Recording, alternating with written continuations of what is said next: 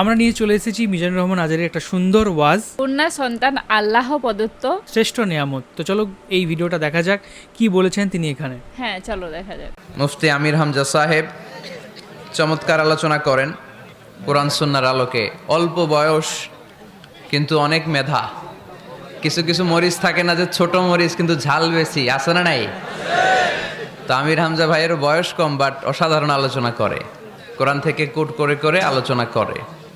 তো আমরা আমির হামজা ভাইয়ের জন্য দোয়া করি। শুনলাম আজকে আরেক জান্নাতের মালিক হয়ে গেছেন উনি, মানে ওনার আরও একটা কন্যা সন্তান হয়েছে। খৈরুকুম মান বুক্খিরা বিল উংসা, তোমাদের মধ্যে ওই লোকটা বেশি কপালওয়ালা, ভাগ্যবান যার প্রথম সন্তানটা কন্যা হয়। কি হয়? আপনাদের ঘরে প্রথম মেয়ে হয়েছে কার দেখি?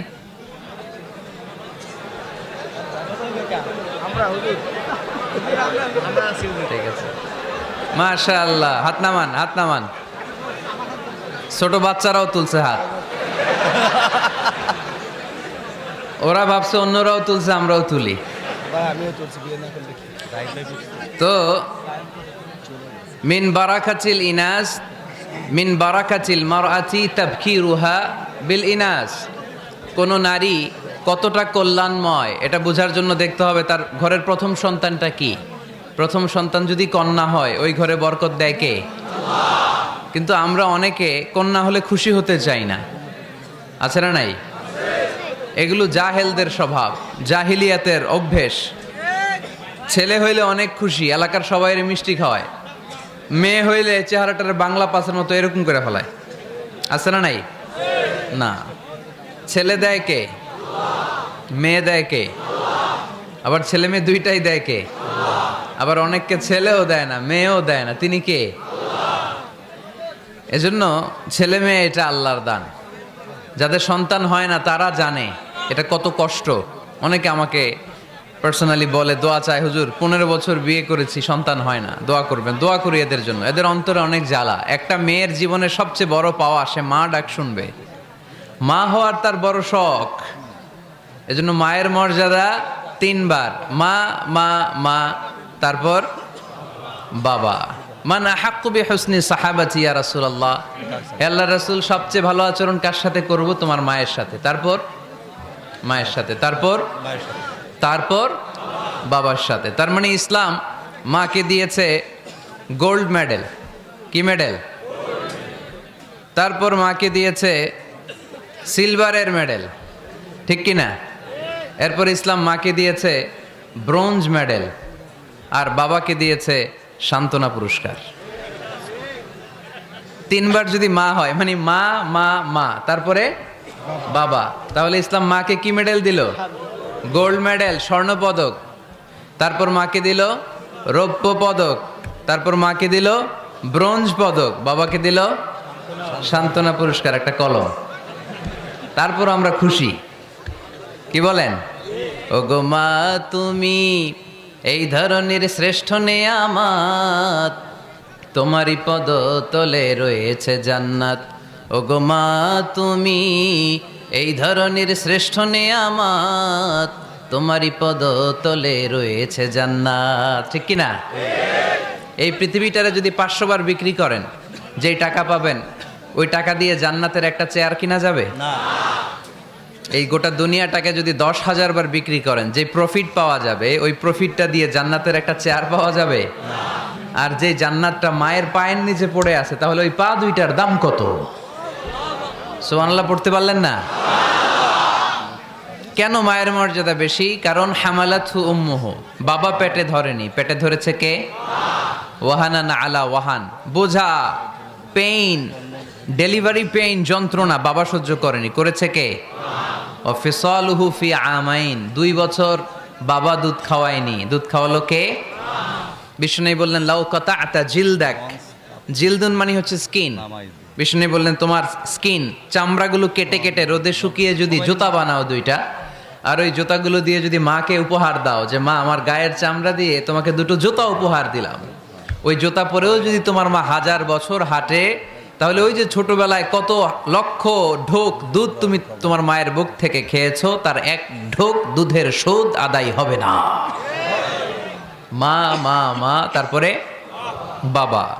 একটা কন্যা যখন আসে পৃথিবীতে, ইসলাম বলে ওই ঘরটা বরকতময়। এরপর যখন বড় হতে শুরু করে, ইসলাম বলে বাবা যদি এই মেয়েকে ভালো পাত্রের হাতে তুলে দেয়, বাবার জন্য জান্নাতের দরজাকে খুলে দেয় কে? তারপর সে যখন কারো বধূ হয়ে কারো ঘরে যায়, ইসলাম বলে খয়রুকুম খয়রুকুম লি আহলিহি, তোমাদের মধ্যে ওই ব্যক্তি আল্লাহর কাছে সেরা যে তার স্ত্রীর কাছে সেরা। কার কাছে সেরা? আপনি আল্লাহর কাছে পছন্দনীয় হতে হলে আগে আপনার স্ত্রীর কাছে পছন্দনীয় হতে হবে। আপনার স্ত্রী যদি আপনার A+ দেয়, আপনি আল্লাহর কাছেও, কথা বুঝে নাই বোধহয়। আপনার বউ যদি আপনারা দেয় A+, আল্লাহ দিবে কি? আপনার স্ত্রী যদি আপনারা দেয় A-, আল্লাহ দিবে কি? আপনার স্ত্রী যদি আপনারা F দেয়, F ওই যে ফেল, তো আল্লাহ কি দিবে? আজকে যে ভাবিরে ধরবেন, কি দিবা? কও কি দিবা? হ্যাঁ, ওই যে বিয়া করে নাই কো A+। তো স্ত্রীদের সাথে বিষ্ণু ঈসা ইসলাম অনেক খুনসুটি করতেন, অনেক ভালোবাসতেন স্ত্রীদেরকে। আম্মাজান খাদিজাতুল কুবরা আত-তাহেরা রাদিয়াল্লাহু তাআলা আনহাকে বিষ্ণু ঈসা ইসলাম এত ভালোবাসতেন, তিনি বলতেন রুজিকতু হুব্বাহা, আমি খাদিজার ভালোবাসাকে আল্লাহর পক্ষ থেকে রিজিক হিসেবে পেয়েছি। খাদিজাতুল কুবরা আত-তাহেরা রাদিয়াল্লাহু তাআলা আনহার ইন্তেকালের পরে উনি খাদিজাতুল কুবরা আত-তাহেরা রাদিয়াল্লাহু তাআলা আনহার বান্ধবীদের বাড়িতে কুরবানির গোশত হাদিয়া পাঠাতেন। আম্মাজান আয়েশার সামনে যখন তিনি বলতেন যে খাদিজা এমন ছিল এমন ছিল এমন ছিল, আম্মাজান আয়েশা রাদিয়াল্লাহু তাআলা আনহা রেগে যেতেন, বলতেন আমরা কত সুন্দরী, আমাদের কথা কন না কেন? ওই যে কত আগে আপনার প্রথম স্ত্রী, শুধু তার কথা বলেন কেন? বিষ্ণুই বলতেন খাদিজা আমার দুঃখের দিনের সঙ্গিনী, তোমরা আমার সুখের দিনের সঙ্গিনী। সুবহানাল্লাহ পড়ে। একটা নারীকে আল্লাহ তাআলা আরশের উপর থেকে সালাম জানিয়েছেন, ওই নারীটার নাম হচ্ছে খাদিজা। বিষ্ণু ঈসা ইসলামকে সব সময় সান্ত্বনা জুগিয়েছেন, সাহস জুগিয়েছেন। এজন্য আমি বোনদেরকে প্রায়ই বলি, হাজবেন্ডদেরকে সাহস যোগাবেন। স্বয়ং আল্লাহ তাআলা সাইয়েদনা জিব্রাইল মারফত জানিয়ে দিলেন, ও নবী বাশশিরু খাদিজাতা বাইতান ফিল জান্নাহ, আপনি আপনার স্ত্রী খাদিজাকে এমন একটা জান্নাতের ঘরের সুসংবাদ দেন যেটা মণি, মুক্তা, ডায়মন্ড, সাফায়ার স্টোন দিয়ে তৈরি, যেই জান্নাতের ভেতরে কোনো আওয়াজ নাই, নয়েজ নাই, চিৎকার নাই, হই হুল্লোড় নাই। সুবহানাল্লাহ পড়েন। এর কারণ সাইয়েদনা খাদিজাতুল কুবরা রাদিয়াল্লাহু তাআলা আনহা বিশ্বনবীর জন্য ওনার ঘরটাকে এরকম ঠান্ডা পরিবেশের করে রাখতেন। সারাদিন কাফেরদের গালিগালাজ শুনে দাওয়াতি কাজ শেষে বিশ্বনবী সাল্লাল্লাহু আলাইহি ওয়াসাল্লাম যখন খাদিজার কাছে আসতেন, সারা দিনের কর্মব্যস্ত সব কষ্টের কথা বিশ্বনবী ভুলে যেতেন। এমন ঘর বানিয়ে রাখতেন হাজবেন্ডের জন্য, ওই ঘরে ঢুকলেই একটা ঠান্ডা হিমেল বাতাস বিশ্বনবীর হৃদয়টাকে জুড়িয়ে দিত। এজন্য ওনার উপহারও হবে জান্নাতে এমন ঘর, যে এই ঘরটাতে ঢুকলে হৃদয় ঠান্ডা হয়ে যায়। ওখানে কোনো আওয়াজ নাই, হট্টগোল নাই, গন্ডগোল নাই। আমার মায়েরা, বোনেরা, যাদের কানে আজকে আমার মাইকের আওয়াজ যাচ্ছে, আপনাদের কাছে অনুরোধ করব, আপনার হাজবেন্ডদের জন্য ঘরটাকে এরকম করে রাখেন, একটা সুন্দর পরিবেশের করে রাখেন। শুধু কমপ্লেইন করবেন না। অনেক বোনেরা আছে বেশি কমপ্লেইন করে, এইটা নাই, ওইটা নাই, লবণ লাগবে, পেঁয়াজ লাগবে। পেঁয়াজের কথা শুনলে পুরুষরা এখন হার্ট অ্যাটাক করে, ঠিক কিনা?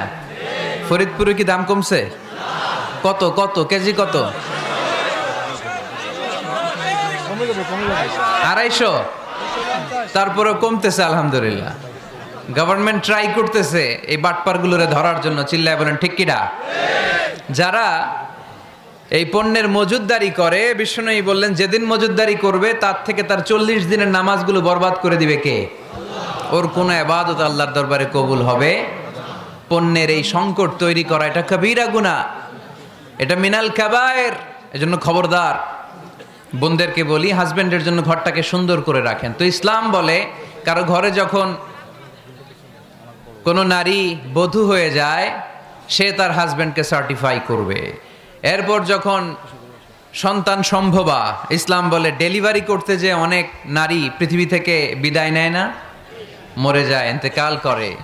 ইসলাম বলে বাচ্চা প্রসব করতে যেই নারী দুনিয়া থেকে বিদায় নিল, ইন্তেকাল করলো, আল্লাহ তাআলা ওই সমস্ত নারীদেরকে কিয়ামতের দিন শহীদদের কাতারে একসাথে দাঁড় করিয়ে দিবে। আর যদি সুন্দর প্রসেসে ডেলিভারি করতে পারে, তাহলে ইসলাম বলে পুরুষদের পায়ের নিচে থাকে জুতা, জুতার নিচে থাকে বালি আর মাটি, আর এক একটা মায়ের পায়ের নিচে থাকে তার ছেলে মেয়েদের জান্নাত। এজন্য মা মা মা তারপরে বাবা, আমরা যেন বেশি বেশি মা বাবার খেদমত করতে পারি। আল্লাহ তুমি তৌফিক দান করো। খুব সুন্দর একটা ওয়াজ শুনলাম মিজানুর রহমান আজহারীর অনেকদিন পর। তো এখানে তিনি বললেন যে মায়ের জায়গাটা ঠিক কোথায়। সত্যি কথা বলতে 3বার আমরা মায়ের জায়গা দেব, অ্যান্ড বাবার জায়গা তারপরে, কিন্তু সেটা হচ্ছে মা মা মা 3বার মায়ের জায়গা, তারপরে কিন্তু হচ্ছে বাবার জায়গা। এবং তিনি এটা বললেন যে প্রত্যেক ঘরে একটা শিশু কন্যা জন্মগ্রহণ করা মানে হচ্ছে মানে সেই ঘরের একটা শুভ হিসেবে দেখা উচিত, এবং আমাদেরকে অনেক খুশি হওয়া উচিত এই শিশু কন্যার ওপর। কারণ একটা নারী কিন্তু একটা সমাজের বা একটা পরিবারের একটা কি বলবো স্তম্ভ বলা যেতে পারে একদমই। তোমার কেমন লাগলো বলো? আমার দেখে খুব ভালো লাগলো। এখানে যে কথাগুলো বলেছেন সেগুলো মানে ঠিক বলেছেন। মানুষের ধারণা পাল্টানো দরকার যে কন্যা সন্তান হলেই যে তাকে মানে পুত্র সন্তানকে বেশি ভালোবাসতে হবে আর কন্যা সন্তানদের একটু গুরুত্ব কম, সেটা ধারণাটা পাল্টানো দরকার। আর এখন অনেকটা মানে পাল্টেও গেছে, আগের মতো আর নেই। কন্যা সন্তানকেও এখন সবাই ভালোবাসে, আর ব্যতিক্রম তো একটা দুটো পরিবারে থাকবে। বিশেষ বিশেষ ক্ষেত্রে কন্যা সন্তানকে সবাই ভালোবাসে। এখন এটা মানে ছেলে মেয়ে প্রায় সমান হয়ে গেছে, আর কাজের ক্ষেত্রেও ছেলে মেয়ে সবাই হচ্ছে সমান। তার জন্যে সেটা নিয়ে কোনো কন্যা সন্তান হলেও মানে দুঃখের কিছু নেই। আর কন্যা সন্তান ঘরে হলে অবশ্যই ভালো, কারণ মেয়েরাই হচ্ছে ঘরের বাঁধন, মেয়েরাই হচ্ছে ঘরকে সব থেকে বেশি সুন্দর করে রাখে আর সবাইকে বেশি ভালোবাসতে জানে। তার জন্যে কন্যা সন্তান সবার ঘরেই মানে হওয়া উচিত। একদমই তাই। তো খুব সুন্দর তিনি এই ঘটনাগুলো বললেন, এবং খুব সুন্দরভাবে তিনি এভরিথিং সব জিনিসগুলো মানে বলেন, মানে সেটা শুনতেও আমাদের কিন্তু খুব ভালো লাগে। তার সাথে সাথে যেরকমভাবে উদাহরণ দিয়ে বললেন, তার সাথে সাথে যেভাবে বললেন যে একটা মেয়ের কীরকমভাবে দায়িত্ব, মানে পরিবারের যে বাড়ির পরিবেশটা কীরকমভাবে রাখবে সেটাও কিন্তু খুব ইম্পর্ট্যান্ট। তো সকলে যদি এনার কথাগুলো মেনে চলেন তাহলে কিন্তু মানে মানুষ অনেক ভালো থাকবে এবং সংসারে অনেক কিন্তু মঙ্গলময় হবে, তাই না? হ্যাঁ, অবশ্যই মঙ্গলময় হবে। একদম। তো এই ছিল আজকে video. Thank you so much video দেখার জন্য। আর কোন ভিডিওর উপর আমরা রিয়েক্ট করতে পারি সেটা অবশ্যই কমেন্ট করে জানাবেন। সবাই খুব ভালো থাকবেন, সুস্থ থাকবেন, দেখতে থাকবেন আমাদের চ্যানেল। টাটা। টাটা।